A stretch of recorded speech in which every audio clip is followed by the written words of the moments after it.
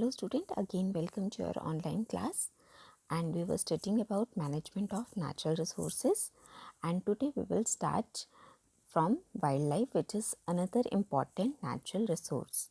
So you all know that wildlife is very important for us because it is the wildlife because of which the ecological balance of the earth is maintained. It also maintains food chain and food web, and we get many useful products from the wildlife like food, medicine, honey, leather, etc. Now, in order to conserve this wildlife, we can create protected areas, we can create wildlife sanctuaries, national park, biosphere reserve, plus हम lodge बना सकते हैं जहाँ पर hunting और poaching of animals को ban किया जाए, and we can surely create awareness. Now, the next important topic that we have to do is sustainable management. तो स्टूडेंट सस्टेनेबल मैनेजमेंट का मतलब क्या होता है कि नेचुरल रिसोर्स को इस तरह से यूज़ करना कि वो प्रेजेंट के लिए तो हम यूज़ कर ही रहे हैं उसे, so that we can save it for the future also. Now, in order to manage the resources in the sustainable form, we will take one example of people participation in the management. तो सबसे पहले हम forest की management देखेंगे.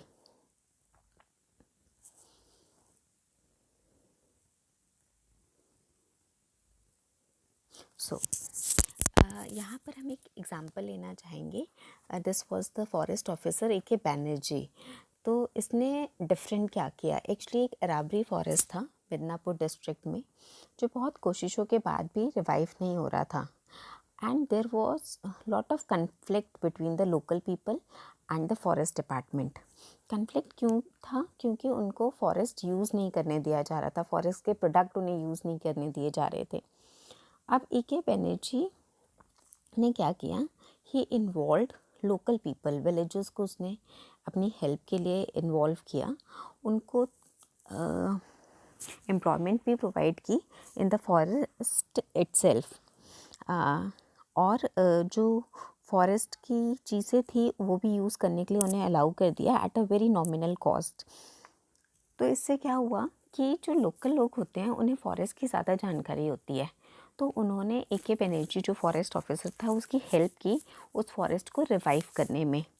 As a result of which the forest which was earlier priceless, जिसकी कोई value नहीं थी, नाउ वैल्यूड ₹12.5 करोड़. तो इससे हमें ये पता चलता है कि जो लोकल लोग हैं उन्हें फॉरेस्ट की ज़्यादा नॉलेज होती है, और अगर इस तरह से मिल के काम किया जाए तो जो रिजल्ट्स हैं that will surely be better. और भी एग्जांपल है कि लोगों ने वाइल्ड लाइफ को या फॉरेस्ट को प्रिजर्व करने के लिए बहुत कुछ किया. फॉर एग्जांपल चिपको आंदोलन. अब ये जो हमारा चिपको आंदोलन है, इस जिसे हग द ट्रीज मूवमेंट भी कहते हैं, this was started in early 1970s in the Garhwal Himalayas of Uttarakhand. यहाँ पर क्या था कि जो एक ग्रुप ऑफ वुमेन थे उन्होंने क्या किया, they hug the trees in order to protect the cutting of trees from the contractor, as a result of which the contractor has to go back. Now another important example of people's participation is Amrita Devi. In 1731 this was a Bishnoi woman, and along with 363 other Bishnois, she died in protection of that khejri trees near Jodhpur and Rajasthan. बाद में government ने फिर उसके नाम पे Amrita Devi Bishnoi national award जो wild life conservation के लिए दिया जाता है वो स्टार्ट किया इन ऑर्डर टू ऑनर हर. अब ये है, this is the prejudice against traditional use of forest. इसमें ये बताया हुआ है कि जो लोग ट्रेडिशनली फॉरेस्ट को यूज़ करते थे वो फॉरेस्ट को उतना नुकसान नहीं पहुंचाते जितना नुकसान कॉन्ट्रैक्टर या जो ये बिजनेस क्लास है वो पहुंचाती है, क्योंकि कॉन्ट्रैक्टर जब फॉरेस्ट काटेगा तो वो पूरे पेड़ काट लेगा, जबकि लोकल लोग कुछ ब्रांचेस ले जाएंगे तो वो फॉरेस्ट को इतना नुकसान नहीं पहुंचाते. यहाँ पर कुछ एग्जांपल्स दिए हुए हैं, इससे हमें ये पता चलता है कि traditional use of forest by local people should be continued. ये बात है हिमालयन नेशनल पार्क की. तो वहाँ पर क्या होता था कि समर सीज़न में जो शेफर्ड्स हैं वो अपनी शीप लेके आते थे जो अल्पाइन मीडोज़ में ग्रेज करती थी. This practice was put to an end when national park was formed there. तो उन शीप्स का आना क्या हो गया, बंद हो गया. अब अगर शीप आ रही है और ग्रेजिंग कर रही है तो ग्रास की हाइट कम हो जाती थी, पर अब शीप का आना बंद हो गया क्योंकि वहाँ बैन लग गया नेशनल पार्क बनने की वजह से. तो क्या हुआ, grass use to grow very tall and then it falls over. क्योंकि ग्रास के आपको पता है हर्ब्स हैं, स्टेम स्ट्रॉन्ग तो होती नहीं है, तो it use to fall over and thus preventing the fresh growth. तो इससे हमें कोई फ़ायदा हुआ नहीं हुआ है ना, एक बल्कि एक नेगेटिव ही इफ़ेक्ट हुआ कि फ्रेश ग्रोथ नहीं हुई. सो this prejudice against the traditional use of forest area has no basis. Now the next topic that we have to do is water for all. You know that water is a basic necessity for all terrestrial forms of life, and you can say for all forms of life. But since the importance of water as a resource is concerned, we have polluted this resource to a very large extent, and because of which this resource, although it is available, but it is not available to us in the pure form. So conserving this resource is equally important. Now we will not discuss the use of forest because you all know that we use use of water. We use this water in agriculture, transportation, construction of building, almost everywhere it is used. Now in order to conserve this resource, we have created dams. This topic is important and we are going to discuss this topic. What are the advantages of dams? Dams देखो ये इस तरह से, ये कुछ dams की photos हैं. तो डैम्स की कंस्ट्रक्शन बेसिकली क्यों होती है? क्रॉप्स की इरिगेशन के लिए, ताकि वाटर स्टोर करके रखा जा सके. दूसरा, क्योंकि डैम्स हाइट पे बनाए जाते हैं तो जब पानी नीचे गिरता है तो टरबाइंस रन करते हैं और इलेक्ट्रिसिटी जनरेट होती है. Then that water can be used to supply in cities and towns. And the next important thing is dams also control the floods. So these are some of the advantages of constructing dam. But इसके कुछ disadvantages भी हैं, वो भी discuss कर लेते हैं. तो डैम्स बनाने में सबसे पहले आती है हमें सोशल प्रॉब्लम. क्यों? क्योंकि अगर कहीं पर डैम कंस्ट्रक्ट करना है और वहाँ पर अगर लोग रह रहे हैं तो उन्हें क्या करना पड़ेगा, डिस्प्लेस करना पड़ेगा. So this is the first problem. Second problem, dam construct करना it's a very expensive task. So large amount of public money is used in constructing dam. Third, environmental problem. जैसे अगर वहाँ फॉरेस्ट एरिया है तो deforestation करनी पड़ेगी. और generally क्या होता है, जो भी वाटर बॉडी है उसमें से बहुत सारी स्पीशीज़ क्या होती हैं, जब हम डैम कंस्ट्रक्ट करते हैं तो वो फ्री ली क्या होता है कि हम जब कंस्ट्रक्शन करते हैं तो उस बीच बहुत सारी बायोडाइवर्सिटी क्या हो जाती है, that get lost. So these are some of the disadvantages of dam. Now we were discussing about right now the conservation of water. So the very easy way to conserve the forest is rain water harvesting, है ना. Rain water harvesting आप कैसे कर सकते हो अपने घर की छतों में, roof top rain water harvesting जिसे हम कहते हैं, वो की जा सकती है. Plus digging of pits, ponds and lakes can be done, या small earthen dams, concrete check dams बनाए जा सकते हैं, रिजर्वियर्स बनाए जा सकते हैं, है ना. और ज़्यादा नहीं तो एक स्लोप बना के, पिट्स बना के, the rain water is allowed to seep into the ground. तो अगर वो अंडरग्राउंड भी बन जाता है then also we have no problem, है ना. तो ग्राउंड वाटर के एडवांटेजेस क्या हैं कि अगर इस तरह से वाटर सीप करके अंडरग्राउंड हो जाता है और अंडरग्राउंड वाटर का लेवल मेंटेन हो जाता है, तो वो अंडरग्राउंड जो वाटर है दैट विल नॉट इवेपोरेट, वो प्रॉपरली स्प्रेड हो जाएगा और जितने भी वेल्स हैं वो रिचार्ज हो जाएंगे. जो नेचुरली सॉइल में मॉइस्चर मेंटेन रहेगी तो हमें उतनी प्रॉब्लम नहीं होगी क्योंकि सॉइल ड्राई नहीं होगी, पोल्यूट नहीं होता जो हमारा अंडरग्राउंड वाटर है. and it will not become breeding ground for mosquitoes and houseflies. So these are some of the advantages of underground water. These are different methods of water harvesting. This is the diagram of rainwater harvesting. Here you can see what we can do. ये यहाँ इस तरह से जो छत में से पानी इकट्ठा हो सकता है, then it can go into the tank. फिर उस टैंक में से हम फ़िल्टर अटैच कर देते हैं, तो फ़िल्टर होकर ये पानी दूसरे टैंक में स्टोर हो जाता है, and then from the tap we can use this water, है ना. या सिंपली अगर आपको डेली यूज़ में नहीं भी करना, तो यू कैन पाइप के ज़रिए आप उसे underground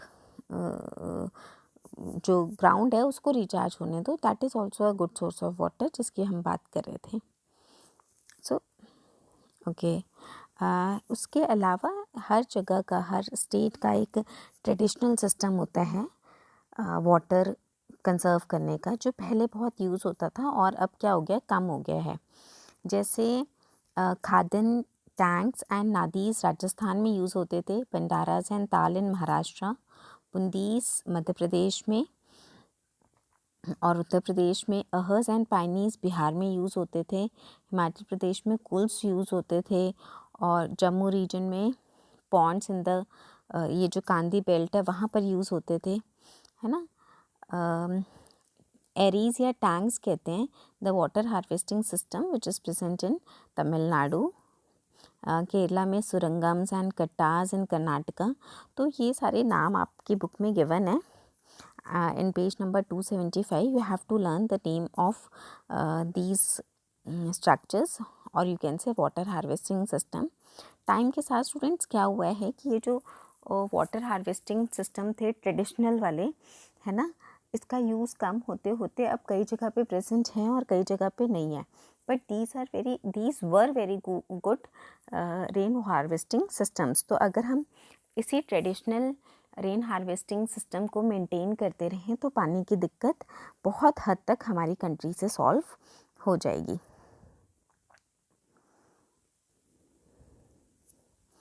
so now let's come to the last topic, coal and petroleum. बहुत इजी टॉपिक है.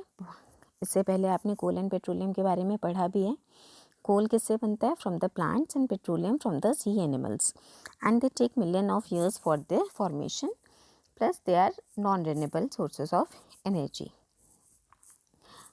आज की डेट में कोल एंड पेट्रोलियम का आपको पता है यूज़ इतना बढ़ गया है कि हम एस्टिमेट लगाते हैं कि आगे 40-50 ईयर्स तक ही ये रिजर्व हमारे पास बचेगा पेट्रोलियम का, और कोल का अराउंड 200 ईयर्स. उसके बाद ये रिसोर्स ख़त्म हो जाएंगे. Now we need to think how to use this resources so that they can be saved for the future generation also. अब जो कोल एंड पेट्रोलियम है, इसमें बेसिकली क्या होता है, कौन कौन से एलिमेंट्स होते हैं? Carbon, hydrogen, nitrogen and sulphur.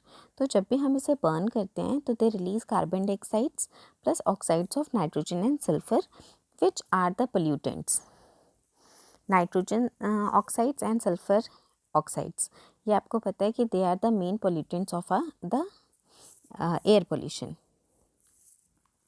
और जो कार्बन डाइऑक्साइड है, in a very low amount it is not harmful for the environment, but जब इसका अमाउंट बढ़ जाता है it create greenhouse. This is one of the greenhouse gas. तो it creates greenhouse effect, जिसके कारण क्या होगा, अर्थ का टेम्परेचर इंक्रीज़ होगा, जिसे हम कहते हैं ग्लोबल वार्मिंग. अब अगर अर्थ का टेम्परेचर इंक्रीज़ होगा, it leads to many harmful effects, जैसे ग्लेशियर्स की आइस मेल्ट हो जाएगी और आसपास के रीजन जो हैं वो पानी में डूब जाएंगे, फ्लडेड हो जाएंगे. प्लस जो ग्लेशियर्स हैं they are the source of fresh water, तो हमारा फ्रेश वाटर रिसोर्स भी ख़त्म हो जाएगा.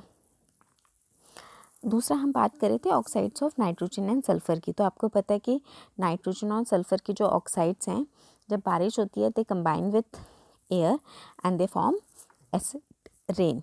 अब एसिड रेन का हमारे वाइल्ड लाइफ पर भी नेगेटिव इफेक्ट है. प्लस जो हमारे मॉन्यूमेंट्स हैं, आपने इससे पहले 8th क्लास में पढ़ा होगा, दैट ऑल्सो गेट डिस्ट्रॉयड. ये जो येलोइंग होती है मार्बल की, that's all because of acid rain. और एसिड रेन बनती कैसे, यहाँ आप दे सकते हो, यहाँ जो सल्फ़र के ऑक्साइड्स हैं और जो नाइट्रोजन के ऑक्साइड्स हैं, when they combine with air they form sulphuric acid and nitric acid H2SO4 and HNO3. तो these are in a way very very harmful for our environment. तो इसीलिए भी हमें इसका जो यूज़ है वो कम से कम करना चाहिए. कम यूज़ करेंगे तो एयर पोल्यूशन भी नहीं होगा और हमारी ज़रूरतें भी पूरी हो जाएंगी. These are some more negative effect of the global warming, you can say. The melting of polar ice which results in rise in sea level, जिससे आसपास का एरिया क्या हो जाएगा, वाटर में समर्ज हो जाएगा. तो हम क्या क्या कर सकते हैं, है ना. डेली लाइफ में we can make simple changes like taking a bus और using your personal vehicle like cycle, है ना. ये शॉर्ट डिस्टेंस के लिए आप घर पैदल चले जाओ या मार्केट पैदल चले जाओ. घरों में बल्ब यूज़ करने के बजाय आप फ्लोरोसेंट ट्यूब यूज़ करो, है ना. जब लाइट की ज़रूरत नहीं है तो लाइट यूज़ मत करो. लिफ्ट लेने से अच्छा है स्टेयर्स यूज़ करो. तो ये कुछ ऐसे डेली लाइफ में हम छोटे छोटे चेंजेस करके एनर्जी सेव कर सकते हैं. हम अपनी क्या कर रहे हैं, we are minimising the use of this resources. तो अगर हम कुछ ऐसा अपनी डेली लाइफ में चेंज कर लेंगे, no doubt the future will be better. So students, this is all about the chapter Natural Resource Management. That's all for today. Thank you students. Have a nice day.